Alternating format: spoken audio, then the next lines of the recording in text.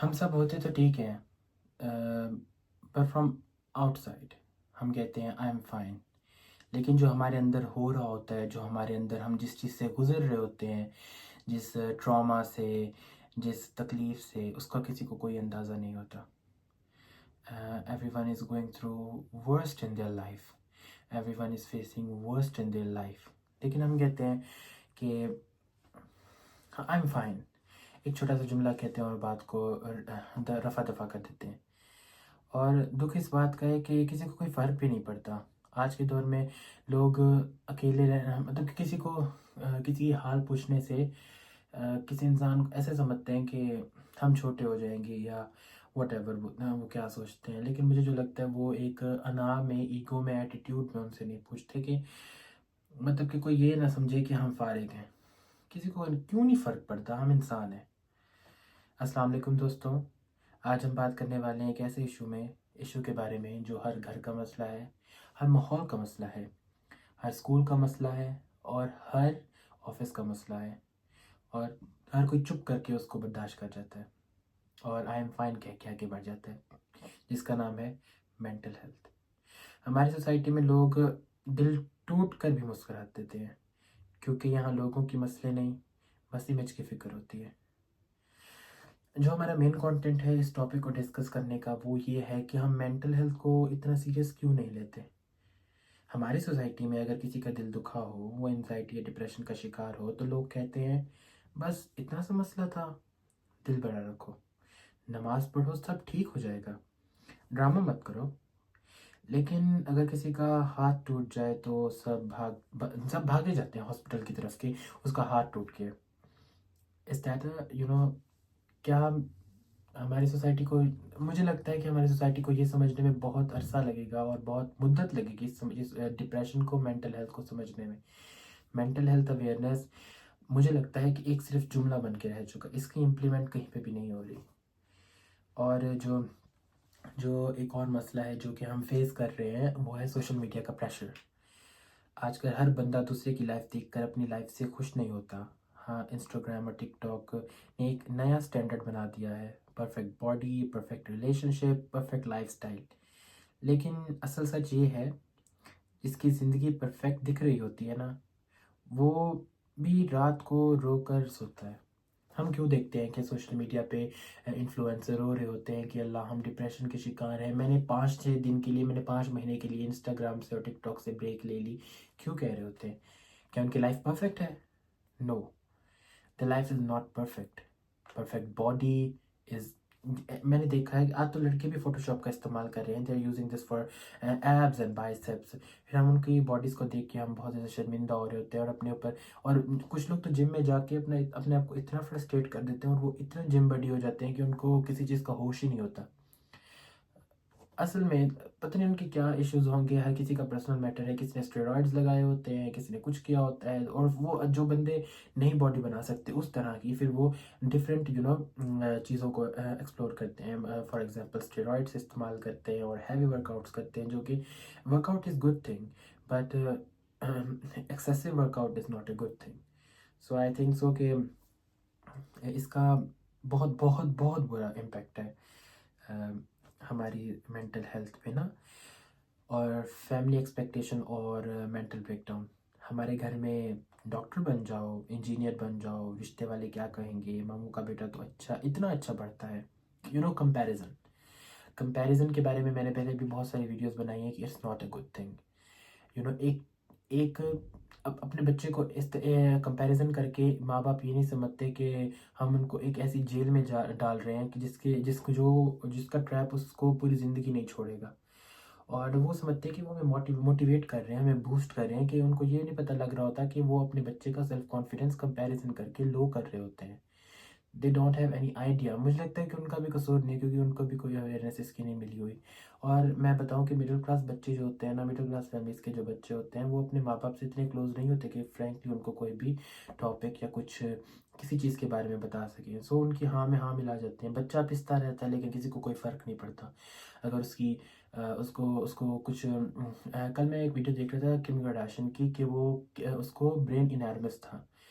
सो किसी को किसी चीज़ का पता नहीं होता। हमारे पाकिस्तान में कितने सारे बच्चे हैं जो कि स्ट्रेस की वजह से इस चीज़ का शिकार हो रहे हैं, लेकिन किसी को कोई अंदाज़ा नहीं है। No one want to talk about it.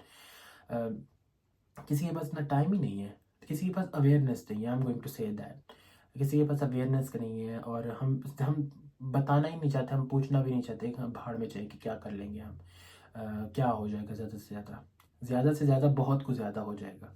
So I think so कि that's very very very bad thing. और एक और चीज़ है रिलेशनशिप ट्रॉमास। टॉक्सिक रिलेशन ने बहुत लोगों को मेंटल ज़ख्म दिए हैं। Controlling partners, trust issues, cheating, ghosting, emotional manipulation. और सबसे बुरी बात, विक्टिम को ही ब्लेम किया जाता है। तुम ही पागल हो, तुम ही ज़्यादा सोचती हो। नहीं, आपका दर्द सच है। जब हम अक्सर मैं देखता हूँ कि माँ बाप, अक्सर नहीं, हर वक्त, मोस्ट ऑफ द टाइम मैंने ऐसे देखा है कि जब एक बच्चे को और एक लड़की को किसी ऐसे रिलेशनशिप में डाल दिया जाता है कि दैट्स नॉट बैड थिंग। माँ बाप की मर्ज़ी से शादी करना इज़ अ गुड थिंग, लेकिन उनके अंदर एक म्यूचुअल अंडरस्टैंडिंग तो हो, उनसे बात तो करें, उनको पता तो लगे कि इंसान किस तरह का है। फिर वो बाद में उसको धकेल दिया जाता है। जब मर्द उसको मारता रहे तो उसको कहते हैं कि मर्द का फ़र्ज़ है इसको मारना। बट अगर औरत रिटेलिएट करे उसके बदले में तो वो कहते हैं कि ये गंदी औरत है, इसने इसने घर कभी नहीं बसाना था। So that's a very very very very bad thing. मतलब मर्द औरत को मार सकता है, और औरत रिटेलिएट नहीं कर सकती। हमारी सोसाइटी का ये वो रूल है। ये कहाँ का असूल है, ये कौन सा इस्लाम है कि औरत बदले में रिटेलिएट भी नहीं कर सकती कि मेरे साथ ये हो रहा है, मेरे साथ वो हो रहा है। बाप के घर जाए तो वो कहते हैं कि तुम्हारी इस घर में लाश आनी चाहिए लेकिन तुम नहीं आनी चाहिए। सो